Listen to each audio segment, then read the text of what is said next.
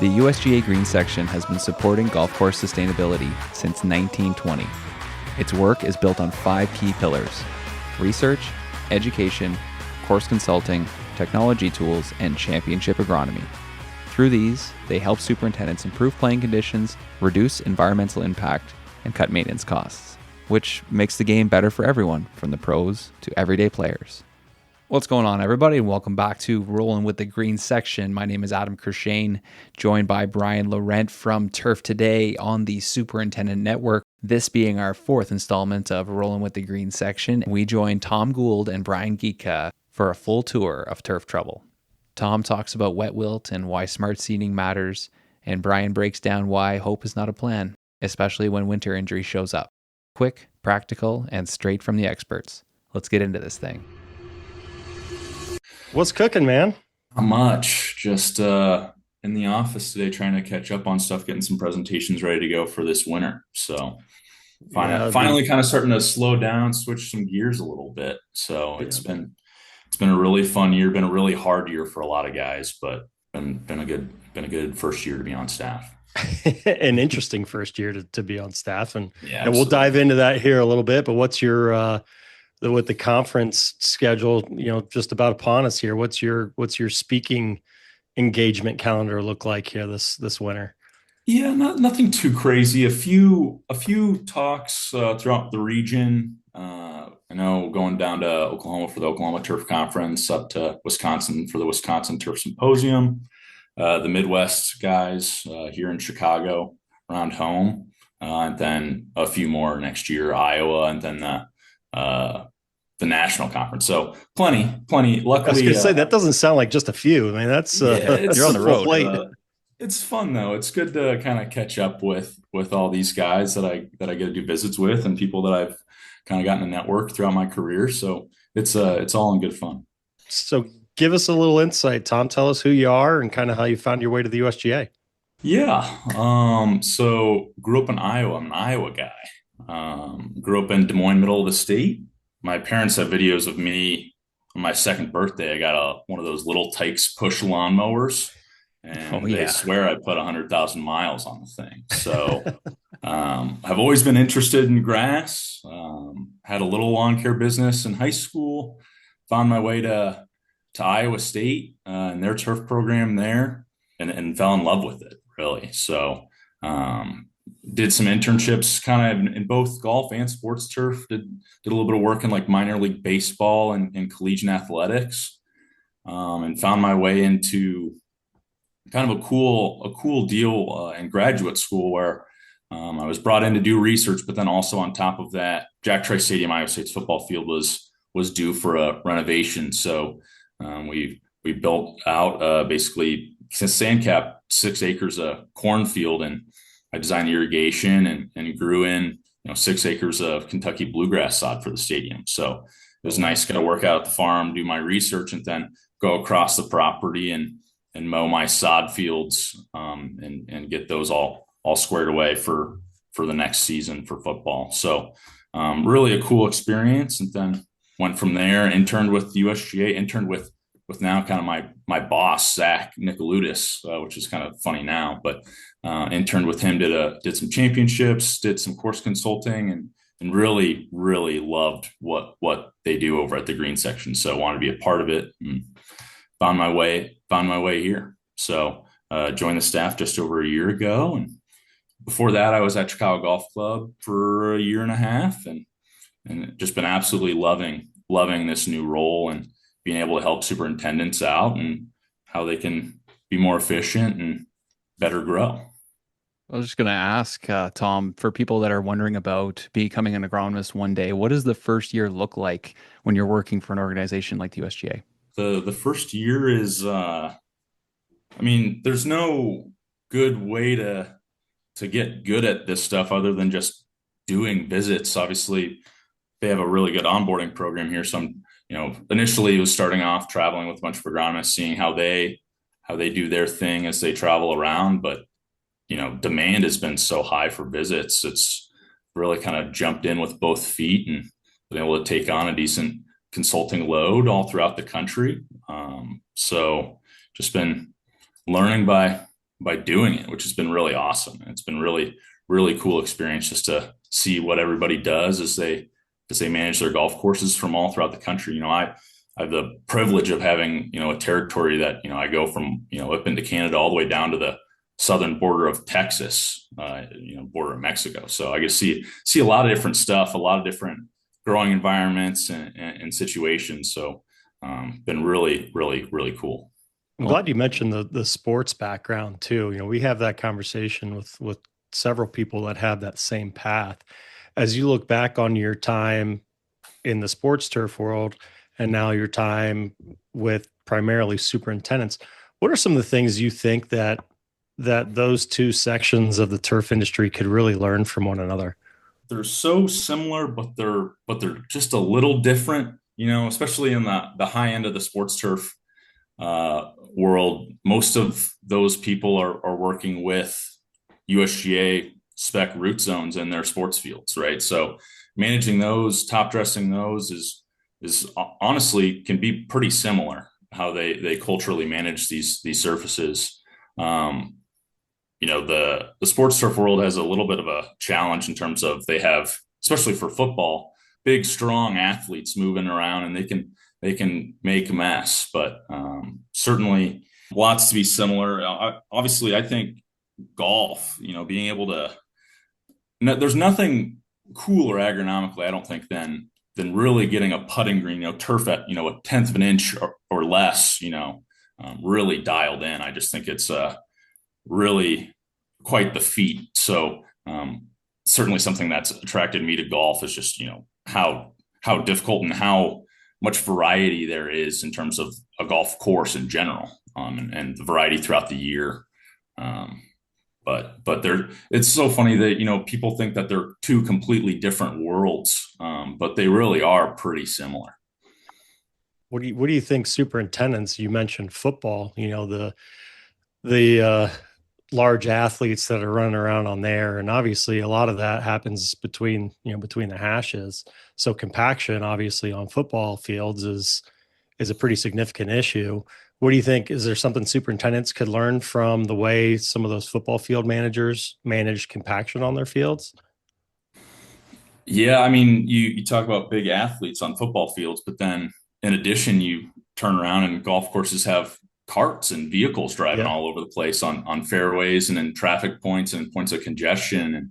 And certainly there's plenty to be taken from either side. Compaction is universal in that way. But yeah, I mean, certainly I think they live in the same world of, ways to decompact through aerification, moving traffic around.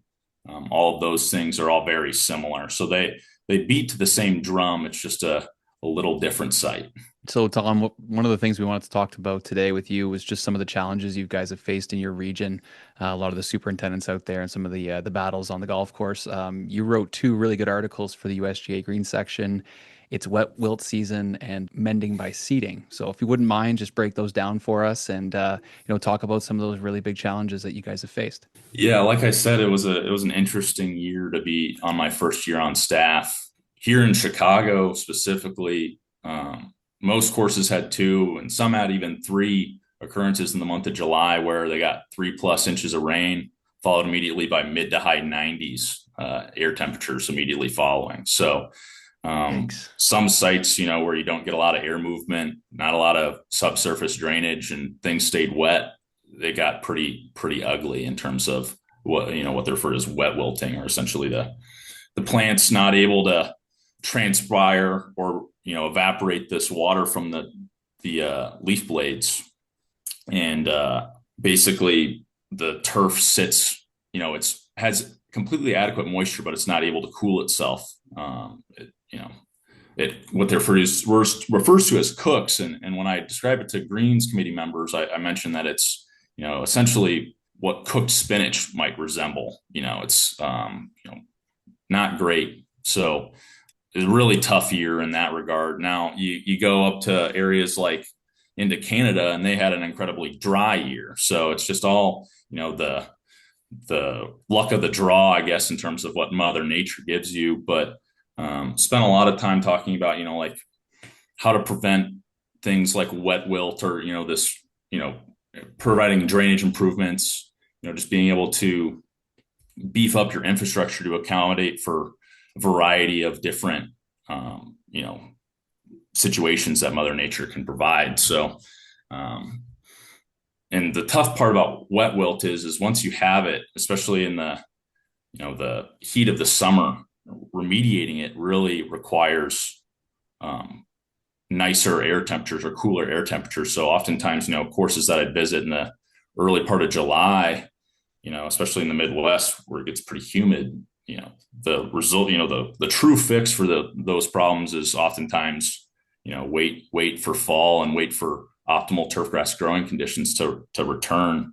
Luckily, this fall for the Midwest and largely most of the country has been on the warmer side, which has been really nice. A lot of people that got pretty dinged up throughout the summertime really were able to recover really nicely this fall. But talking also about mending, by seeding, because I go to so many courses where they've lost turf on putting greens, and just making sure to get back to the basics in terms of establishment, in terms of how to bring these areas back. If you're doing it by seed, what's the best time? What's your best seeding rate? How do you ensure, optimal seed to soil contact? Things of that sort. It was a topic that came up a lot. It's like, okay, we have all these areas that, have wilted, and, we've lost turf. Now what? So being as straightforward as you can in terms of the science of establishment is certainly beneficial, and doing it on a timeline and giving it enough care and fertility to really give promise to regrowth has been big, and a lot of courses have done quite well this fall. I kind of got a little chuckle out of the almost the cause and effect cadence that you had with those two articles, talking about wet wilt and then talking about seeding. So, kind of following up with it, but going back to the wet wilt article that you wrote, talk a little bit about, again, some of the causes, environmental causes, infrastructure causes, and then some of the things people can be doing now to avoid those problems in the future. There were some commonalities in terms of courses that seemed to get wet wilt worse than others. Oftentimes courses that had push-up construction putting greens with limited to no subsurface drainage underneath. And then also areas that had, heavy population to poa annua, limited air movement. All of these things kind of made a perfect recipe for, suboptimal growing environments. And, push-up putting greens without subsurface drainage, when you have limited, a moderate amount of precipitation in a year, work just fine. I was saying that all throughout the year. It's like, 85% of the time, this putting green construction works excellently. But, for this 15% of the time, I've had superintendents that were saying that this was the hardest summer that they've ever had, or some people were referring it back to the summer of 1985. So, 40 years ago. Oftentimes it's just suboptimal growing environments. So a lot of talks were, we're here. We've already had this, happen. This wet wilt has happened. It will get better this fall, but how do we build out our infrastructure to accommodate for these kind of crazy weather years, right? For suboptimal, high precipitation, high temperature kind of situations. I think of it, the push-up putting green construction, if you have 3 to 5 inches of sand, as soon as, you get an inch and a half of rain, that sand layer is completely saturated. And what's driving drainage is that native soil below, which can be, 0.05 to 0.2 inches an hour, so it's not, it can be slow. So if you're able to find a way to add some subsurface drainage infrastructure, sand channel drainage, rope drainage, and, anything really to encourage additional drainage, to essentially allow the driver of drainage in your putting green profile to be, sand drainage or, drainage infrastructure rather than the native soil below, is going to be a big deal. Obviously, if the plant's not able to transpire, air movement really is a big part of that. The plant sitting, stagnant, with lots of high humidity environments, it's just not able to transpire and drive water through the plant to cool itself. So air movement's a big piece of that puzzle as well. Thinning trees oftentimes, and even, low lying areas, you have no control over the amount of limited air movement that you get. Sometimes things like installing, fan infrastructure or encouraging, air movement mechanically is the best way to accommodate. That was an awesome breakdown. Really well said. It came up quite a bit. It came up quite No, a bit I can this year. imagine. So, So flip over to the other side now. Talk about, break down that mending process and, what guys are seeing with success going for the seeding. Lots of questions from superintendents about how do I best get seed to soil contact? How do I best seed, especially creeping bentgrass? It's such a small size seed, when from afar, it looks almost like sawdust, right? So oftentimes, there's a variety of ways to encourage seed to soil contact. When you're aerifying in the fall, you can put it down right before you top dress, things of that sort. You can get it, optimal seed to soil contact. The only thing that you got to be thinking about is because that bentgrass seed is so small, the energy that it has to essentially send a radical up and absorb sunlight isn't that much. So you can't bury it 3 to 4 inches down in the soil. It just doesn't have enough carbohydrate storage to shoot through all that much soil to really grow and develop. So, really that 1/4 inch depth is something that I was pushing to superintendents as I was traveling around. It's like, these seeds are so small and they dry out so easily. It's very challenging to get it to grow, especially when you're trying to push conditioning to a point where you're still trying to have, optimal playability day in and day out,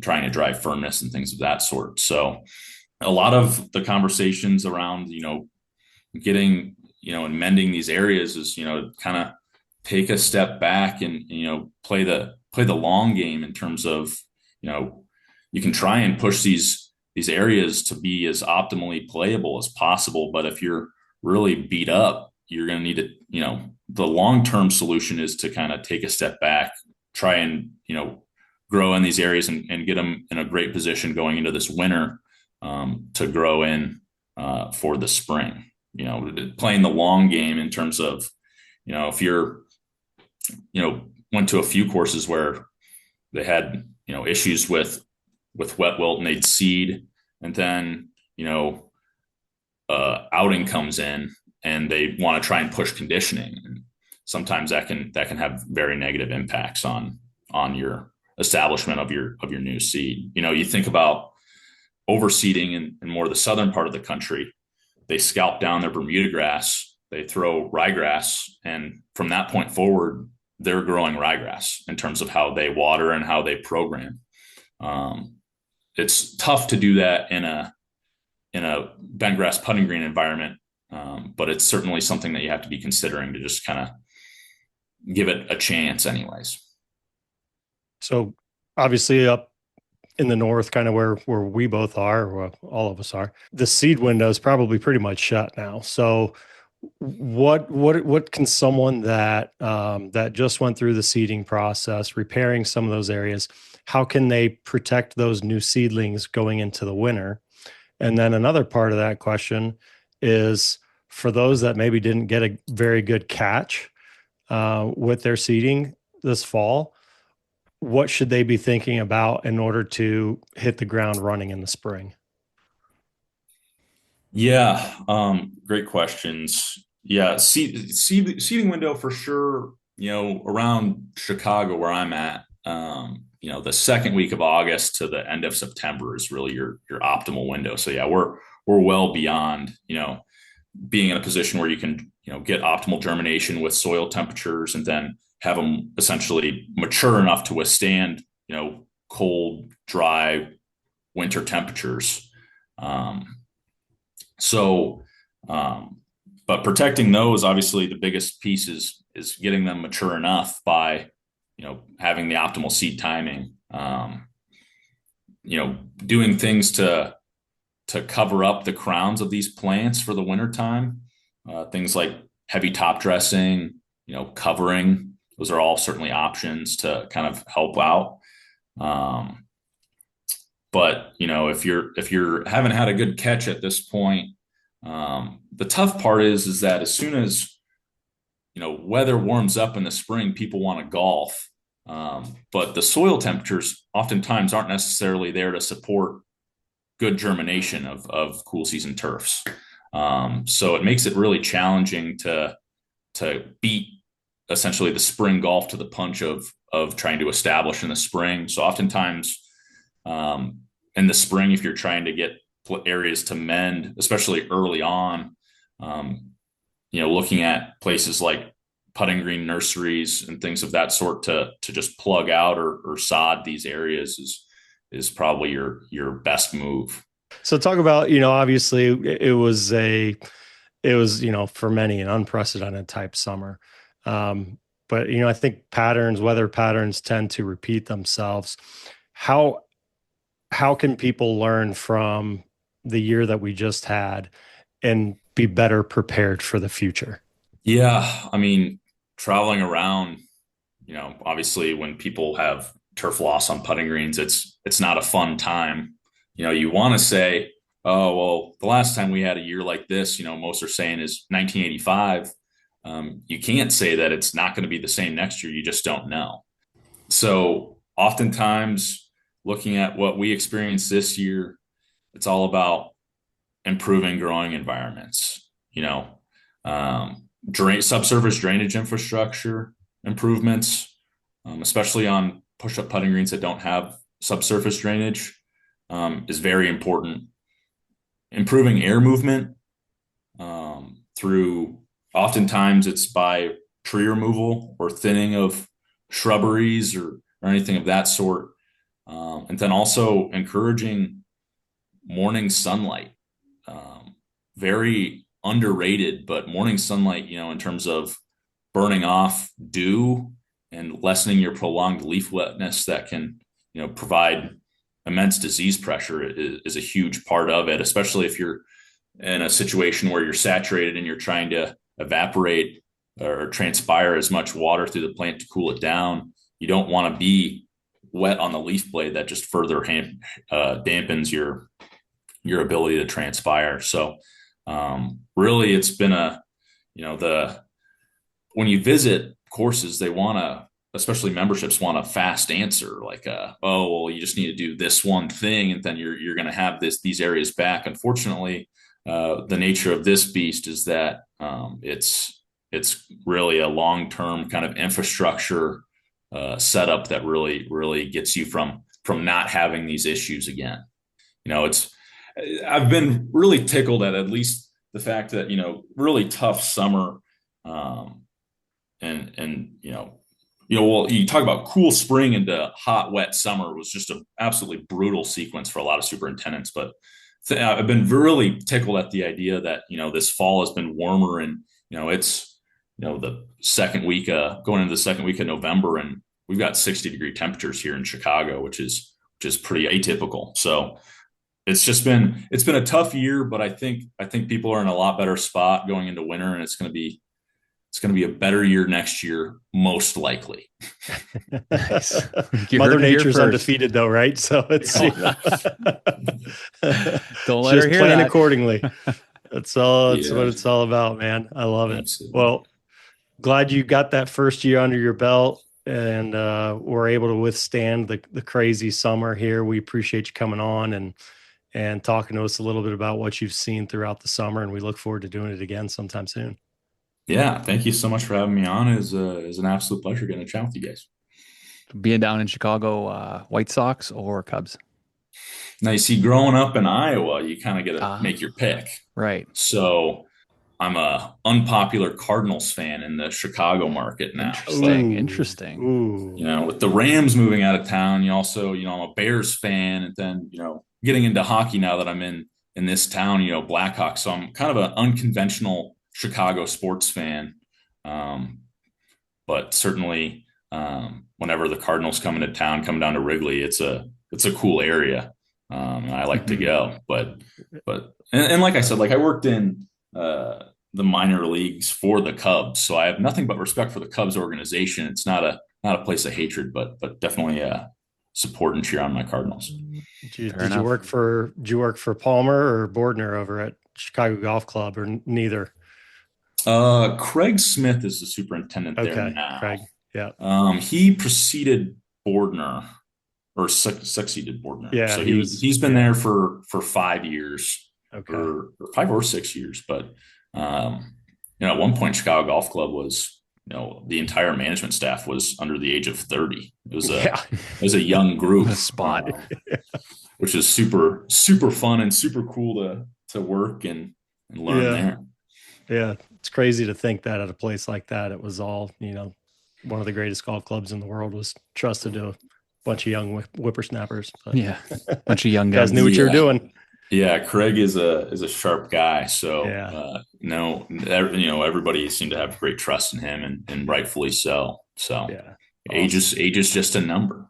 That's right. I love it. Absolutely. Appreciate your time, Tom. And this will probably come out, what do you think, Adam? A week and a half, 2 weeks? Yep, something like that. All right, man. Yeah. Take care, Tom. Yep. Thanks a lot, Tom. Too. Thanks. Would you like to sign up for the USGA Green Section Record? Well, guess what? It's free, and it comes out twice a month. Head to Turf Today, link in bio. We have our link tree there with a whole bunch of different links for different things that we do. The USGA Green Section Record sign-up sheet is there. So click on that link, get yourself in there. Like I said, it's free. Why not? Get 2 free articles every week to help you learn about the golf course. It's a no-brainer. So head on over to Turf Today on Instagram, find our link tree, and sign up for the USGA Green Section Record today. Nice to meet you guys. Yeah, likewise. Appreciate you taking the time to jump on here and have a little conversation.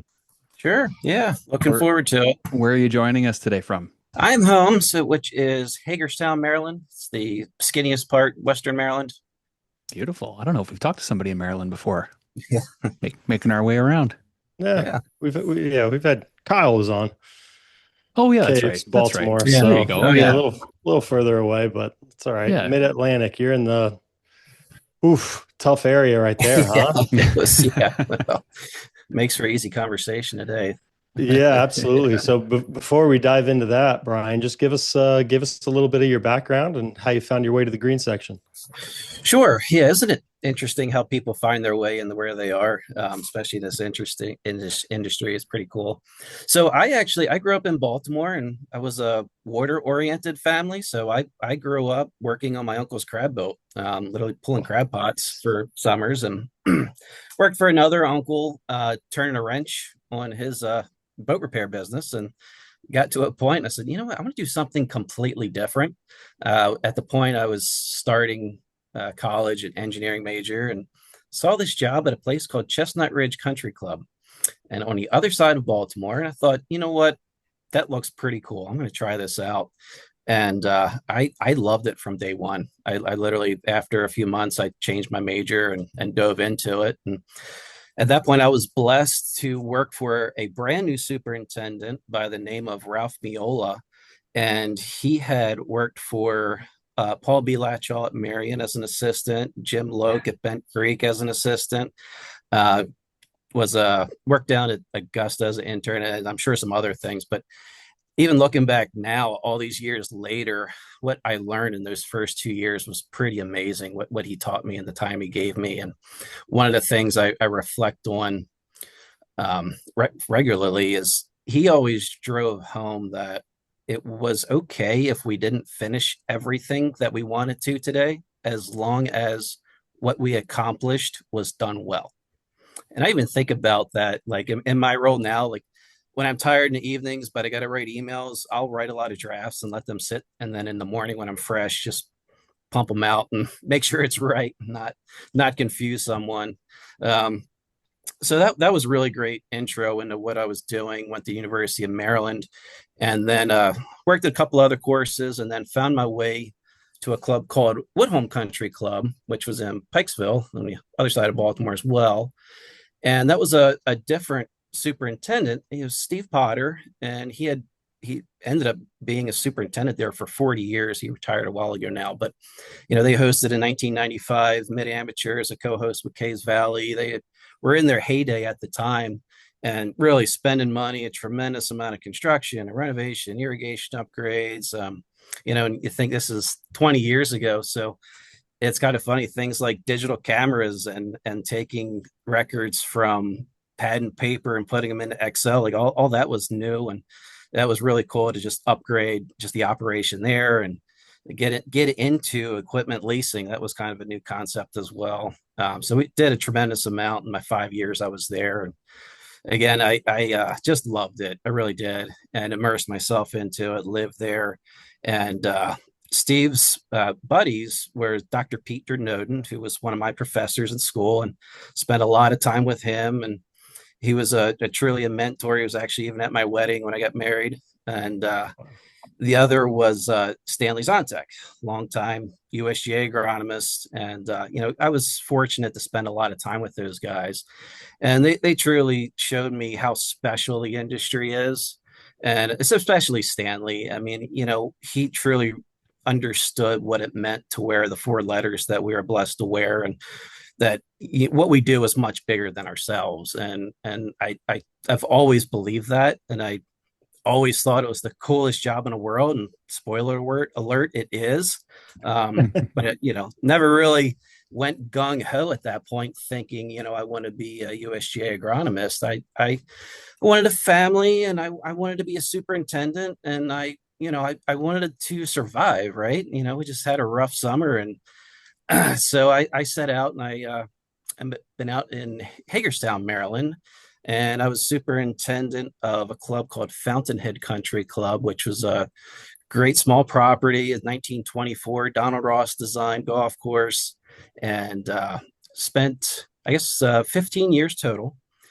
And I still live 2 miles away. It was great, a small property. We did pre-pandemic 9,000 rounds of golf, so we could really do a lot whenever we wanted with a little, and it was fun. Like, they were just good people, and just really loved what I was doing, and got to be present for my kids. Anything they had going on, I was there, and it was really good time. And then in 2018 is when things kind of changed for me. So I had been superintendent for 10 years. And we hosted the Maryland State Open, and for a little private club that was 6,300 yards from the tips, after 54 holes, we had 4 players tied at even par. So we were able to get some teeth into the little Donald Ross golf course out in Western Maryland here, and that was fun, and kind of rode that high, because that September, I was selected by GCSAA as one of 10 to volunteer at the 2018 Ryder Cup at Golf National in Paris, France. So went there, had an absolute blast, and that's where things really changed for me, and say, you know what? I've been doing what I wanted to do for 10 years. I'm 30 some years old, and I'm not sure that I'm kind of done. I think maybe there is something next for me. And there's just so many amazing people out there when we were volunteering for that, and to the point that I actually went back in 2019 and volunteered at Golf National for the French Open. Oh, wow. And met a bunch of other amazing people, had a blast, and that's where I started really thinking, like, all right, what's next? What do I want to do next? And then we had that whole global pandemic thing that put a monkey wrench into what was next. And I actually found myself immersed more into the administrative side of the club, as with we didn't have a general manager. So I was myself and a club manager and a golf professional were leading the club through the unknowns of that, and learning about commercial mortgages, which is something I learned I didn't want to get any further into. So it was really good to see that, though, and really be able to reflect and say, you know what, I love the agronomics. I love being on a golf course, being outside, and I love travel too. So then the 2022 was the next French Open, and I actually went to Golf National a 3rd time. Oh, wow. And on my way over, couldn't keep you away. My job that I have now was posted, and I said, wife, kids don't really want to move, and they need an agronomist in the Mid-Atlantic. And I had always, everywhere I worked, had always taken course consulting service visits. So I had known Keith Happ, and I know Darren Bavard for 20 plus years, and Elliot Dowling was my agronomist for a bunch of years. And I thought, let's see where this goes. Like this could be good. And here we are, and I love it. It's worked out really well.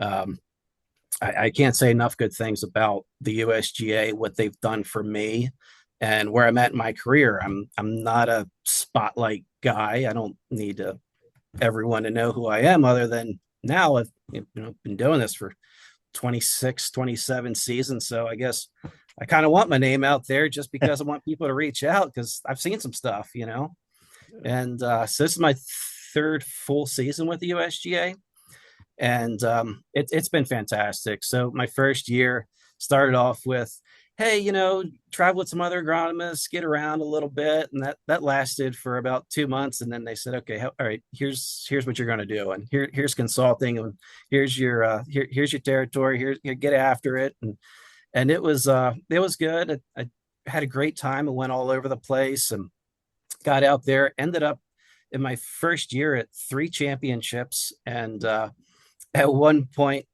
get a call from Darren Bavard and Jordan Booth, and they say, how's your July looking? And I'm like, well, I've got a couple visits. And they say, well, yeah, actually, you're going to go to Colorado Springs by yourself as lead agronomist for the girls juniors.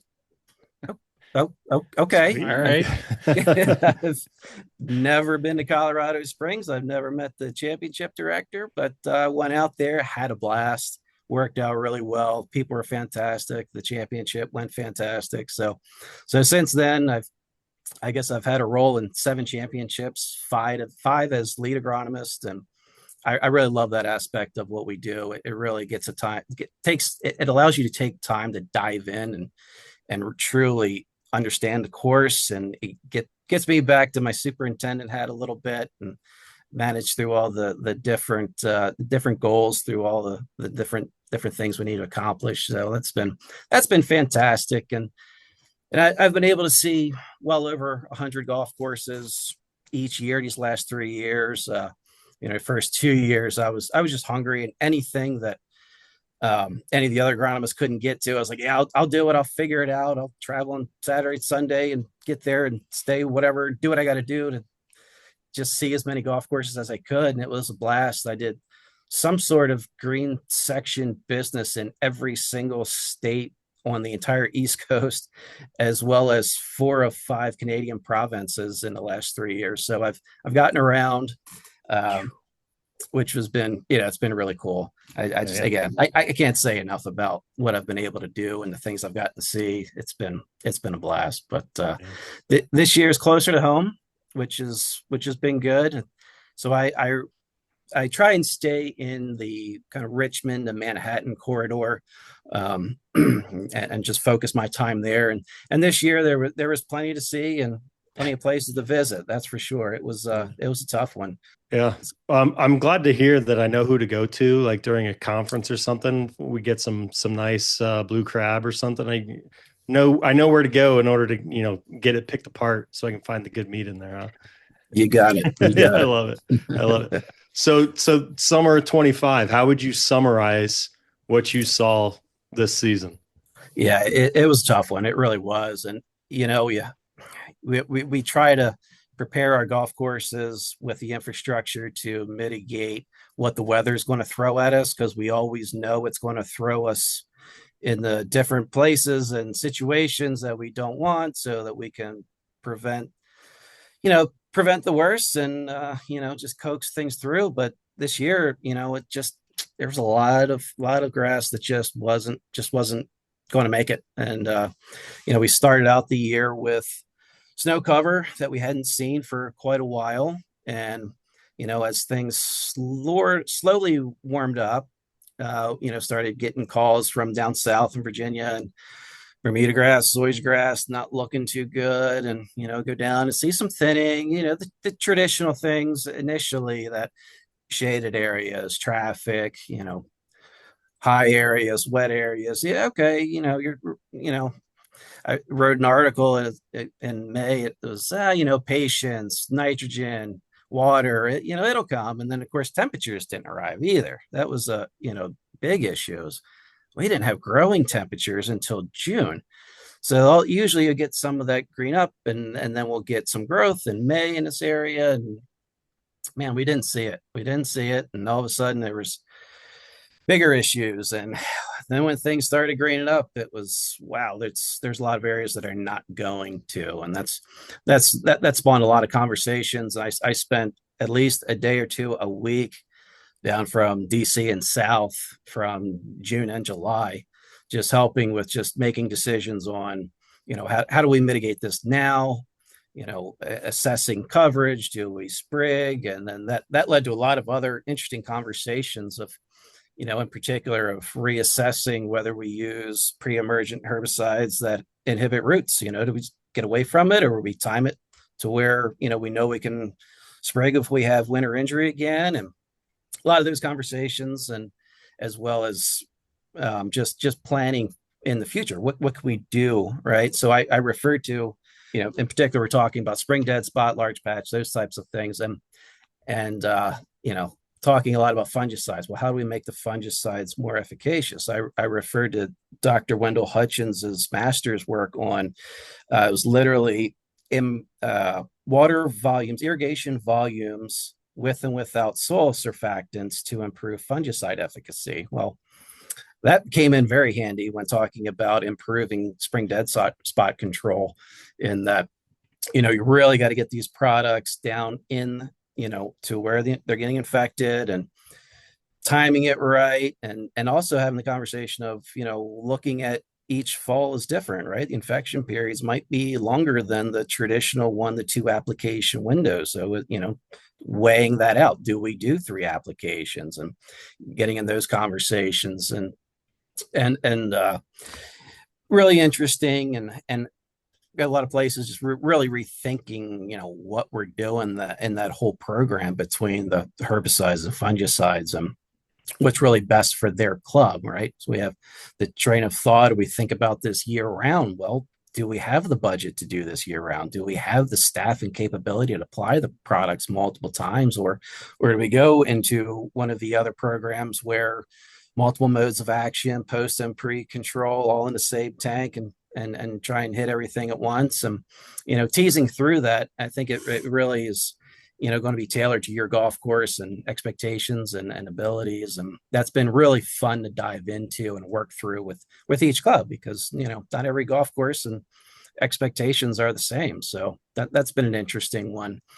And then things shifted as, we were in June and just getting recovery, and temperatures came, and temperatures did not moderate. It just stayed hot, stayed humid. I mean, just this nighttime temperatures stayed so warm, and man, it just kept going and going. And I'm in Virginia, and we're talking about winter injury, and here we are, the cool season putting greens are now starting to go the wrong way. And I'm getting calls of, guys in New Jersey with pellet putting greens that, we had that wet, mild May where roots didn't really develop strong. And, I had guys, man, every time I cut cups, I got pancakes out here and we're making it, but how much longer are we going to make it? And well, let's talk about it, because I'm not sure. We got a lot of summer to go here.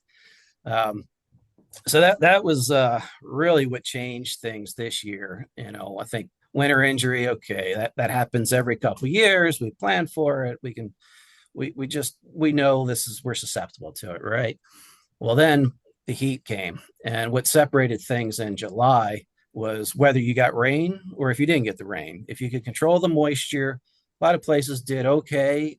And then anywhere there was, weak growing environments, those types of things, there are plenty of times we had conversations about, well, we had ryegrass and then we went to bent grass, and I don't know, should we do bluegrass? And I don't care what grass you put there. If you don't get more sunlight, airflow, and correct the drainage and better irrigation coverage, I don't care what species you have. You got to correct everything else first, and then we can grow the strongest grass we can to get through, these periods. And so that was interesting. And I had a buddy in Delaware. He had 24 inches of rain in July alone. And Oh my goodness. that was a lot of unhappy grass and coastal flooding and those things. Again, talk about infrastructure. You have a lot of these questions of, well, what's wrong with the grass? Well, it's not necessarily grass's problem. It's not something you can spray your way out of. It's everything else. That's what we need to talk about, and that's what we need to focus on. And that's what's going to give us our long-term turf resiliency and consistent playability. So, so then that led to conversations all over the map of, have some courses that came through pretty well, and we're having conversations on, firmness. Well, that's great. Let's have these conversations. Let's talk about our organic matter and what type of top dressing sand you're using and watering practices, and that's fantastic. We can do that. And then we have others who, truly have to talk about renovation, where grass just got wiped out, and what's best to get back and how we're going to do it. And so it's been just a wide ranging spring through summer, and in the fall lately, talking a lot about just what could we do for recovery. Again, trying to get everything covered in here has been another topic the last few weeks. And, some of these things are subjective as far as, are we doing everything we can, or do we just need to be patient? And I think that's been a big conversation of, pushing things through nitrogen and venting and all these things. Are they the right thing to get that turf coverage back? And I can tell you there's a lot of nurseries going in at a lot of golf courses this fall, being able to plug and minimize areas, and all those things have just been really, really hot topics this year. So you said something that really stuck out to me during that little recap. And one of it, the thing was, it wasn't the grasses. The grass isn't the reason. It's the infrastructure. It's, the cause and effect situation of you've got poor infrastructure, which is ultimately going to result in just, a poor plant. Talk about how a superintendent can go about educating their, whether it's green committee chair, their GM, whoever it may be, to talk about the necessary infrastructure changes versus just fighting the same battle year after year after year because of whether it's poor subsurface, irrigation, drainage, whatever it may be. The best scenarios are when you have those, every course seems to have those pocketed fairways, pocketed tees, pocketed greens. And when you can compare those to the healthy ones, that's the easiest tell right there, saying, okay, these growing environments, they're not the same as the others. The grass does not perform. We see this. Here it is. Like this is telling it's the same grass under the same practices, maintenance practices and plans. But why isn't it? And you look around, right? Those can be pretty obvious. When you have the course-wide issues, that's a much more difficult story to tell, because it might be consistent throughout, and then being able to say, here's our maintenance plans, they work, but here's these other things, and it's going to be just showing what you have in infrastructure compared to what modern infrastructure or appropriately specified infrastructure is, to be able to give you the strongest grass you can, being able to map that out. One of the things, and that's a really good segue into one of the other things that stuck out to me in your article, hope is not a plan, that you put out earlier this year. And the thing that stuck out for me was documentation. And that goes along with what you just said of, comparing the areas, whether it's the pockets that are struggling versus the other. What are some of the successful ways you've seen of documentation? Is it, just photos? Is it collecting other kinds of data? What are some of the ways that you've seen superintendents successfully document some of the issues? Sure. The biggest thing is as much documentation as you can with as many different parameters as you can. Let the numbers tell the story, right? So everything from weather data, If you can take the different tools that we have through the GS3, firmness is one that's been a new tool, and our moisture meter, where all of that goes into Deacon, right? And then you compare that to everything else over time. So you can compare weather to, ball roll and firmness and those things over time. And that really tells the story of what's going on for performance. Those are the biggest things I've seen that have worked really well. And again, just any way you can document these things. We're measuring organic matter with a standardized method now, so that's been useful in saying, okay, well, there's just more thatch, and they're going to hold more. And now that we can put moisture meter readings to that, and it's recorded over time, that's really telling a compelling story of what's going on. And it's taken the subjective, well, it feels like things are softer than they've ever been, right? You've always have that person on a committee that says, well, it just feels that things are softer this year. Well, yeah, it may be, but guess what? The weather station just showed that it's been, crazy humidity for the last 60 days. So that might have been. And also, guess what? Here's what we've done, though, for volumetric water content. Here's the readings over time. So you can see that we're not applying more water, but there's also our ET rates and everything are just different. Things are softer. And, what can we do from there to further make things firm is where the conversation goes. And it doesn't fixate on, I feel like you're doing something, right? And that's just not productive for anyone. So being able to steer conversations with the data, with the numbers, can just lead to productivity. So the other article we were breaking down today was dealing with winter injury, and that's a huge one. I'm north of the border. Every fall when we're putting the course to bed, and every spring when everything's kind of melting, it's a bit of a war out there for us. So the article is great. It gets into fungicides and irrigation and things like that. But any tips and tricks for people who are dealing with some harsh winters and some serious injury from that? Yeah, and that's interesting because I've spent some time up north, and the winters are changing too, right? A lot of places have to be shut down in November and late fall, well before winter, and buttoned up. And now it seems like snow doesn't really accumulate until later, even after the new year. And how do we adapt to that and be concerned about desiccation and some other things that normally we didn't have to worry about? It was more of the crown hydration, those types of things. And I think the biggest thing that I've seen that's been successful is just assessing each area as it is, right? So assess whether this screen holds water. Well, we need to be aggressive on making sure it doesn't hold water with putting in the channels and double covers and those types of things, and barriers so that you can get air under there if need be, and others that that are exposed, and make sure we get those covered earlier with whatever we have to cover it with. But the biggest conversations that I think have been successful has been looking at each green differently and not as 18 of the same and treat them the same way. Some are just going to do better than others based on where they're located. And, that's been the big conversations I've had that have been successful in deviating individually.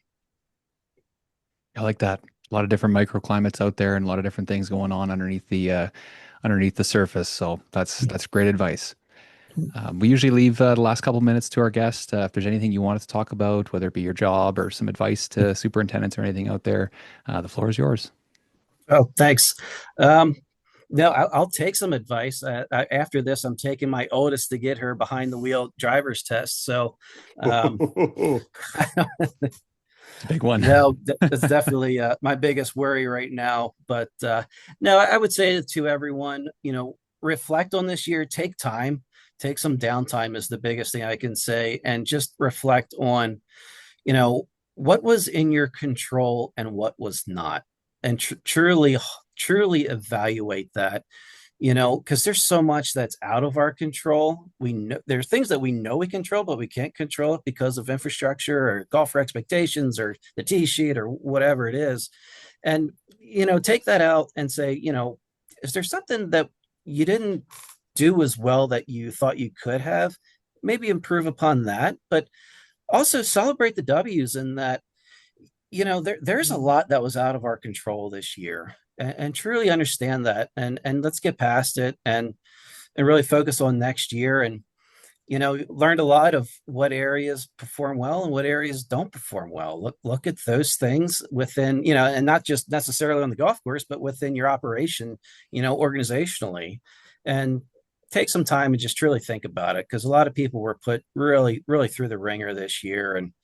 And don't beat yourself up. Not everything's in your control. I loved your quote in one of the articles, and it's one of my favorite sayings as well.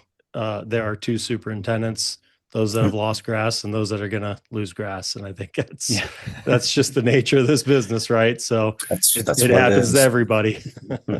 Yes, I'm guilty as well. I love it. Well, my advice to you is Life 360. The app has been a game changer for me with my son driving. It's got him into trouble day one when he got his license.